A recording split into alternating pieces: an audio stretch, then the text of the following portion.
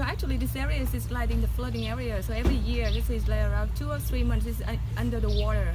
So it's during this flooding season. It's really hard for the community here because it's also the problem with their commuting and also the problem with their furniture and also everything in their house. So with this kind of house, it's like this still maintain their normal life in the dry season, but in the flooding season, it is really convenient because the house move up with the water levels. Also, it's very convenient that they can connect with the boat and go wherever they want in the flooding season. So this is a good idea.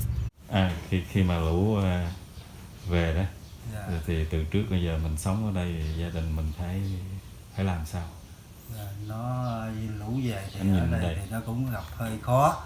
Cái nhất là cái năm lũ mà 2011 á, lên cao quá rồi mình kê từ theo nước. Hôm nay được cái nhà này á, thì cũng mừng dữ lắm. Gia đình sống vững vàng, được cái nhà nổi nước tới đâu lên tới đó, mình khỏi vất vả như hồi trước tới giờ. Cho nên thì mình ở đây thì mình sẽ canh tác lúa nổi, rồi sau mùa nổi thì mình làm gì? Sau mùa nổi thì mình làm màu. Ở đây giữ mùa nước hay giữ lúa. Tới nước lũ giật xuống rồi thì mình trồng màu. Khoai mì hay là các màu khác nha. Anh cảm thấy cái nhà mà theo cái mô hình nhà nổi này nó an toàn hay là mình cảm thấy là sao?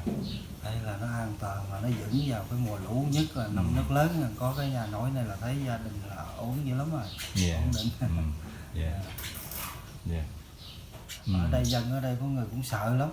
Rất là sợ. Rồi chủ tịch ở ngoài mới điện vô, nếu mà có gì thì điện vào ngoài, ở ngoài vô tiếp. Mấy cái năm lũ lớn rồi gặp bão lớn nữa đó. Nước quá nước. Được cái nhà này gia đình nó ổn định như lắm rồi. Vĩnh Phước là một cái vùng trũng của tứ giác Long Xuyên này. Bởi vì là cái diện tích ngập hàng năm rất là lớn. Hầu như là tất cả các khu ngoài đê bao thì nó ngập hết. Nó phải chừng 1,8 tới 2 mét.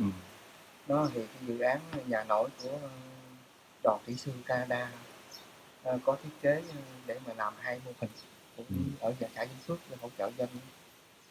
Thì ban đầu thì rất là thiết thực. Đó, nhưng mà đợi khi mà cái mùa nước lũ lên rồi thì coi cái thực tế kết quả nó là sao. Đó. Và nhìn chung thì cái này nó thấy ban đầu thì nó tiện hơn nhà thị sĩ, nó đẹp, nó tiện dụng đó. Khi nước lên, nhưng mà mình đánh giá là cái hiệu quả cái thực tế mà áp dụng được cho những cái vùng trũng của Vĩnh Phước, Lương Trà hay Quy Chi Tôn đó.